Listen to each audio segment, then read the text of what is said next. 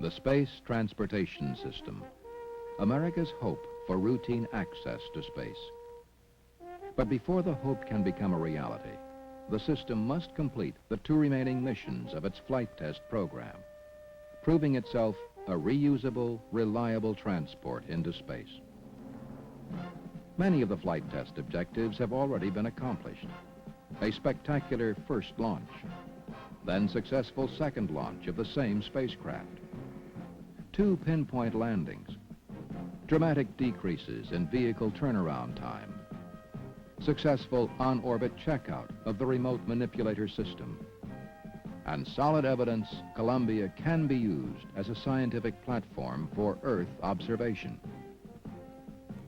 The third flight will push the system even further, proving Columbia can also be used for space observation, completing extensive tests of the remote manipulator system, checking out equipment to be used on later flights for medical research and drug manufacturing, testing an unpainted external fuel tank, which costs and weighs less than the 2 previous tanks, and planning the mission to last 7 full days, so that extensive thermal soak tests can be done on the vehicle and its systems. STS-3 is the most challenging and ambitious mission of the flight test program so far. Much needs to be accomplished for it to be a success, and for the orbital flight test program to reach its ultimate goal, routine space flights. The goal of STS-3 is to bring the system 1 step closer to that reality.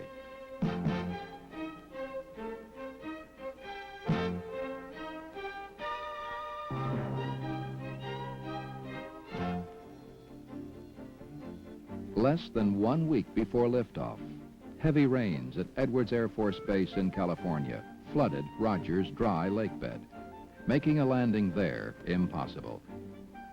It was decided to land the orbiter instead at Northrop Strip, the alternate landing site at White Sands, New Mexico.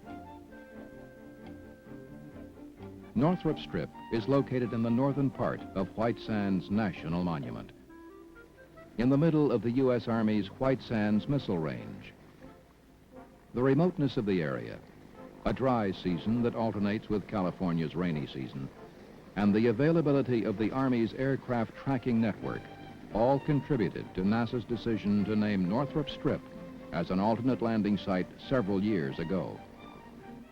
A microwave landing system used by the orbiter during automatically controlled phases of approach and landing was installed on 1 runway. And a stiff-leg derrick was erected for hoisting Columbia atop the 747 aircraft, which would ferry it back to Florida. But the equipment necessary to safe Columbia after landing and prepare it for its trip back to the Cape was still at Edwards Air Force Base, over 1,000 miles from White Sands. And liftoff was only 4 days away. A highly organized, pre-planned operation was set in motion by NASA and implemented by the Department of Defense to move the tons of equipment and supplies from California to New Mexico. 2 trains were chartered from the Santa Fe Railroad for the journey. The cargo reached El Paso, Texas near sunset the 2nd day. There, the Southern Pacific Railroad took over.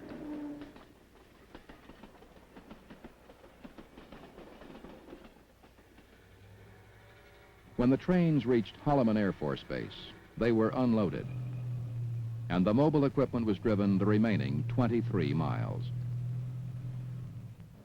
The non-mobile cargo was transported by trucks.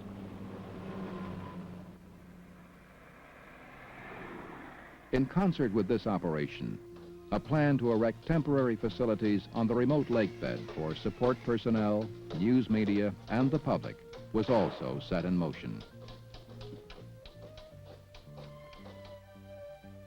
A mobility unit from Holloman Air Force Base was called in to build shelters, barracks, a viewing area 5 miles from the landing site for the public, and a press area for the news media. Within 3 days, all construction was complete. Northrop Strip, which before consisted of only a runway and control tower, was now a total encampment, ready to safe Columbia after landing and prepare it for its trip back to Florida. This task could never have been completed without support from both the Army and Air Force. With their help, Northrop Strip was now ready to support the landing. T-minus 15. The sequencer on the orbiter is now controlling the final seconds. 10. We are go for main engine ignition. 8, 7, 6. We have main engine ignition.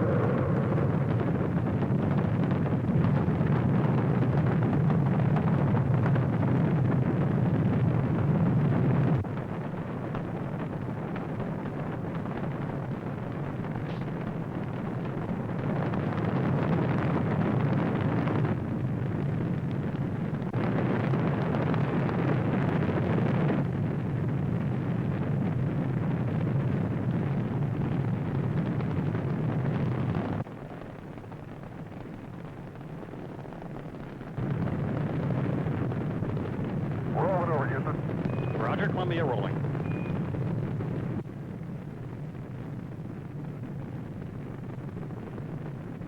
Going to the blue skies. Roger, sounds good.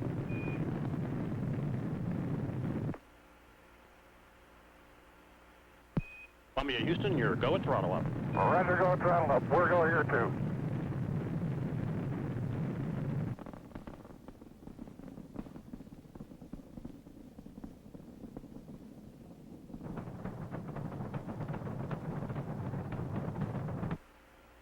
Columbia, Houston, negative seats. Negative seats. PC-50, Houston. PC-50.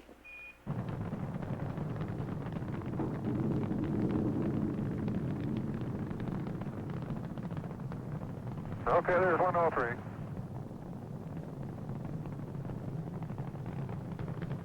Boy, the first part of this ride is a real barn burner.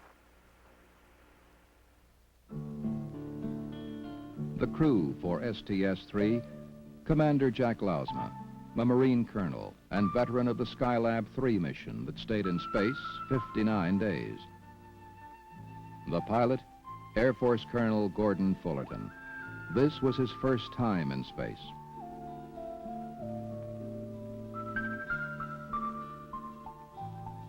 Fullerton was given primary responsibility for the extensive remote manipulator system tests done on this flight. With him at the controls, the arm demonstrated its payload handling capability. Okay, well, we got a capture and a rappel. Hey, that's good news. Rigidized and got all the normal contact. That's super, and we're seeing the data. The induced environment contamination monitor was to be unberthed first on this flight. However, the arm's wrist camera malfunctioned, making viewing the contamination monitor very difficult. Since the plasma diagnostic package was also to be unberthed, and because its guideposts could easily be seen with the aid of binoculars, it was substituted for the contamination monitor, proving again the flexibility of the system. The clearance between the plasma diagnostics package and the other experiments on the pallet was only 2 inches, a tight fit, but one which Fullerton was able to master within 5 minutes. 7 auto trajectories, computer-controlled maneuvers of the arm on an invisible plot were evaluated on STS-3 using the plasma diagnostics package. At the same time, the experiment also measured changes in the plasma field in and around the payload bay as Columbia traveled through the ionosphere, and monitored electromagnetic interference between the ionosphere and electronic equipment on board Shuttle. The new knowledge will help scientists understand how larger celestial bodies move through plasmas and 8 engineers in designing sensing equipment for future shuttle experiments. Several times during the mission, the arm and plasma diagnostic package operated in conjunction with a fast pulse electron generator to study the interaction of a stream of electrons emitted into the ionosphere. The result? A glow caused by atoms in the plasma being disturbed by the electron stream. Hopefully, this new knowledge will lead to a better understanding of how the same phenomena might occur in nature, for instance, in the aurora borealis. Other experiments studied the electrical buildup on the orbiter as it moved through the ionosphere, and contamination in and around the payload bay created by outgassings and thruster firings. These phenomena could affect scientific instruments and sensitive astronomy observations on future shuttle flights.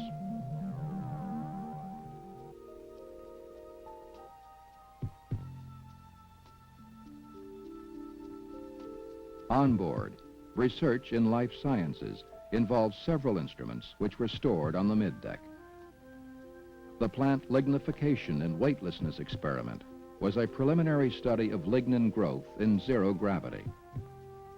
It is hoped that in the absence of gravity, woody plants might produce less lignin, an indigestible skeletal substance which provides upward growth, and instead produce digestible nutrients such as proteins and carbohydrates. A study of insects in flight was also done on STS-3. Commander Lausma prepared to examine the effects of weightlessness on some bees, moths, and flies, while on the ground, the principal investigator, high school student Todd Nelson from Rose Creek, Minnesota, did the same. Todd, who designed and developed the experiment himself, was one of 10 finalists in the National Space Shuttle Student Involvement Project, a joint venture of NASA and the National Science Teachers Association. His experiment flew on STS-3. The other finalists' experiments will fly on later flights. The purpose of Todd's study was to compare the natural flight characteristics of 3 species with their behavior in zero gravity. The insects were chosen primarily because of their different wing sizes. Todd wanted to find out if that factor would affect their flight behavior in zero gravity. After recording his findings in the Earth's gravity, he watched the crew's report from space. Okay, hello there, space fans. Here we are in the good ship Columbia, speeding over the United States at 150 miles, flying pretty fast, about 5 miles per second, but there are some among us who are actually flying faster than we are. And in this box, they're not only flying along with us, but they are flying themselves, so they're actually going a lot faster than we, I think. Most of them have positioned themselves around the periphery of the box or fastened themselves onto something, and unless we agitate them a little bit and make them get going. Now, it seems like the moths are doing a little better than the bees. The bees are just sort of tumbling around without flapping their wings. But the moths, every once in a while, you can see that one flying right there. He seems to have adapted to some degree to zero gravity. And there are a few bees like this one here. He's just floating around. He's taking the easy way out like Gordo is now. You don't see Gordo flapping his wings in zero G. Todd gathered much data from his experiment, and with the aid of his sponsor, the Avionics Division of Honeywell Incorporated, will report the findings in a paper to the National Science Teachers Association.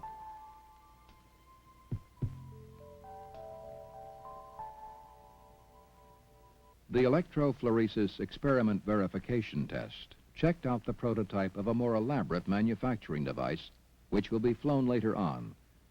The device separated chemical agents in fluids. Hey, ladies and gentlemen, good evening and good afternoon, space fans. I'd like to tell you what we're doing here in the Space Shuttle Columbia. We're speeding over the world at about 17,500 miles per hour, now over the United States. And we're doing some medical experiments, among other things. This one I have right here is called an electrophoresis experiment. It simply is a electrical way to separate out various chemical agents that cannot be separated out very easily on the ground. And it's a very expensive process. However, in zero-G, these chemical agents can be separated out and used for various pharmaceutical and other medical purposes. But basically what we have here is a tubing process.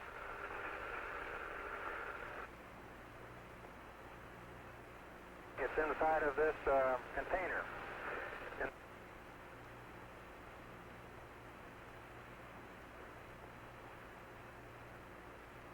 Tube is just like this, and it has a fluid inside, which is actually a carrier for the agent which is being separated out. We have a sample that we use to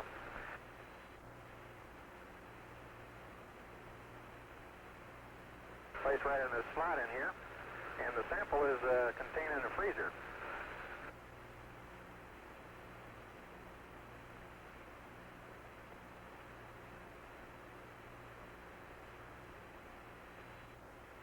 Inside of this freezer are several small samples which are used in this electrophoresis experiment. And then once the experiment is processed and the various chemical agents are allowed to move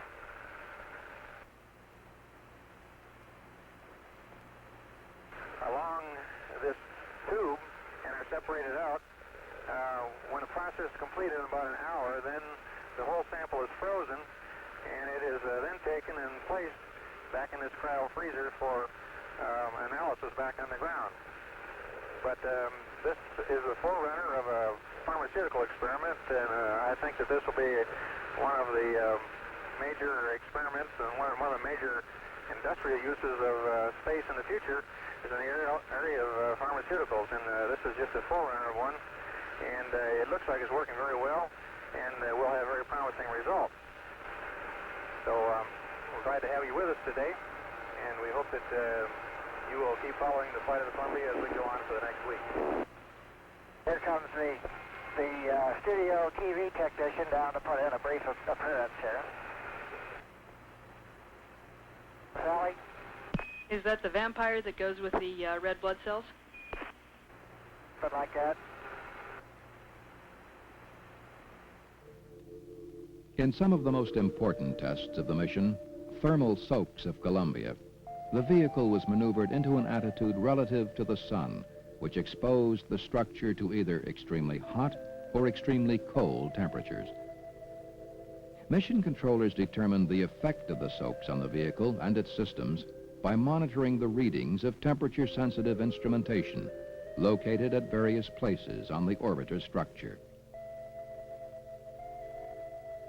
They also devised a simple way to display the attitude of Columbia in relation to the sun using a device called the thermodillo, so named because the object representing the orbiter is a popular animal in Texas, the armadillo. The position of the armadillo represented the attitude of the vehicle, and the flag reported its thermal status. The bottom part of the device, called the consumadillo, showed the status of consumables throughout the flight. After maintaining attitude for an extended period of time, the payload bay doors warped temporarily, which was expected because of the extreme temperatures encountered. To measure the exact amount of warpage, the doors were put in the closed position.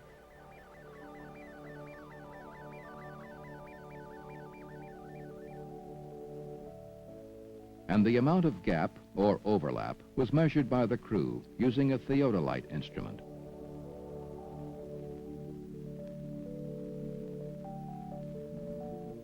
Then the doors were reopened for the next thermal test. The astronauts reported much less warpage than was predicted by pre-flight engineering studies. Good news to flight planners and commercial users for future shuttle flights. Special measures will not need to be taken to cool down or warm up the doors before they can be closed. Although the astronauts had little appetite and difficulty sleeping their first 2 days in space, they gradually adjusted to the weightless environment. Klausma suffered motion sickness. and Fullerton experienced loss of appetite, a side effect of the motion sickness pill he took pre-flight. The flight surgeon prescribed food and sleep, and mission planners scheduled a less strenuous workload for flight day 3 so that the astronauts could recuperate. The first zero-gravity treadmill was used on STS-3. It was designed by astronaut William Thornton to simulate running in an Earth gravity. Since the muscles do not have to work as hard in zero gravity, regular exercise must be maintained. For their welcome home, the crew wanted to look their best. With only one personal hygiene area on board, Jack and Gordon had to take turns. In fact, because of the limited storage space on board, the crew shared almost everything with each other.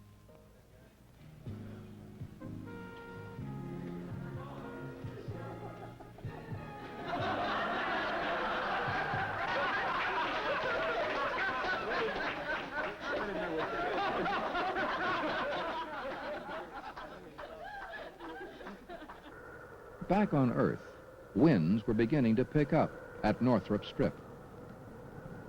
John Young, commander on STS-1, simulated the same approach to runway 23 that the astronauts might be attempting very shortly. Young reported to Mission Control.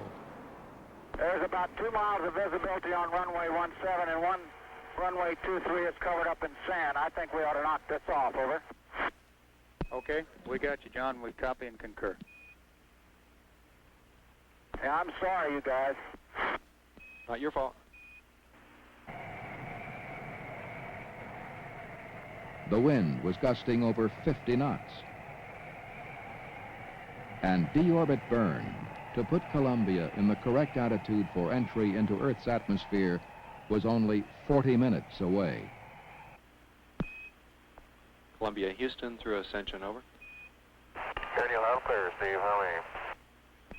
Roger, I got you 5 by. Jack, we talked to the STA again between Bermuda and Ascension, and as you could probably surmise, the winds have been coming up all day. It was still acceptable until his last pass, but during John's last pass, the visibilities were unacceptable and the turbulence was severe, so it's not a good day, and we're going to wave off for 24 hours, over. Okay.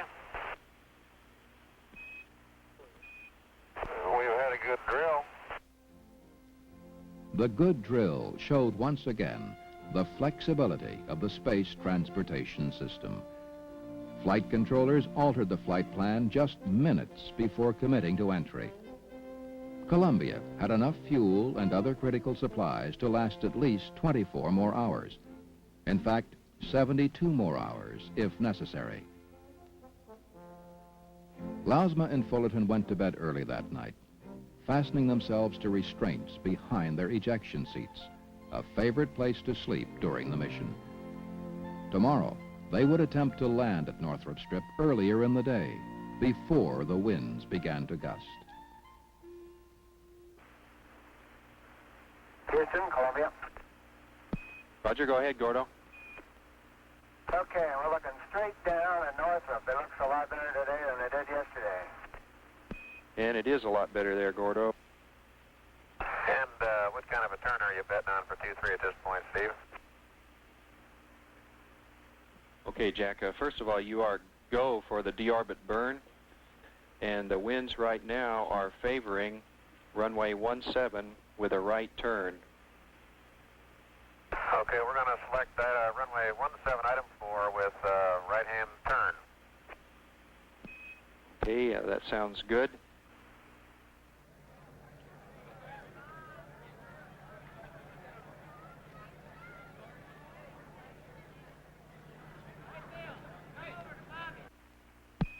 Columbia, Houston, through Buckhorn, configure AOS. Okay, we're reading you loud and clear. We got the PTI so far, and take a look at our ground track and nav, please. Roger, energy and ground track are good, and nav is great, Jack. That's good news, Steve. Thank you. This is really a beautiful flying machine. Columbia, Houston, have an update on winds and weather when you're ready. Go ahead.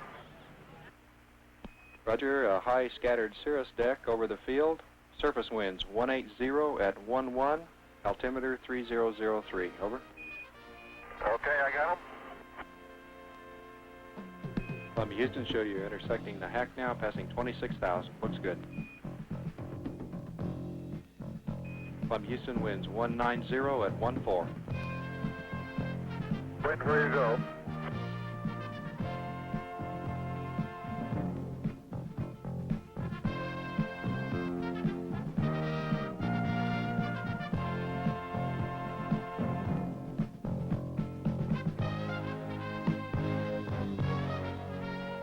Columbia, Houston, go for auto to inner glide slope. Okay, we're in auto, Houston. Roger.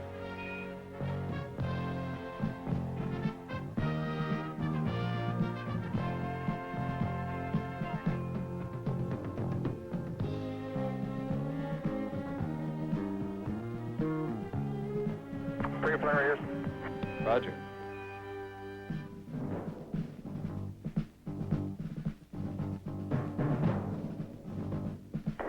Gear coming. Gear down. 20. 10, 5, 4, touchdown. Nose gears. 10. Nose gears 5, 4, 3, 3. Touchdown. Bienvenidos, amigos. STS-3 was the most successful mission of the flight test program so far. 4 months before liftoff, the launch date of March 22nd, 1982 was established. And on that date, Columbia was launched. Mission planners were able to exchange Day 4 for Day 3. And Columbia showed its capacity to remain on orbit longer than planned. Okay, wheels are stamped, Houston. Okay, Columbia, welcome home. That was a beautiful job. The space shuttle has brought us closer to something else. After his return from space, Commander Jack Lausma said it best. I think we rekindled that patriotic spirit that has been lingering in the background, that has wanted to come to the surface. And I think that the space shuttle has caused that, in a sense, to happen. And I think the space shuttle is great for that reason. The whole transportation system is something that is good about America. People are beginning to realize it and be proud of it. STS-3 has clearly demonstrated the versatility and flexibility of the space transportation system. It has brought us one step closer to the beginning of a new era, routine operational spaceflight.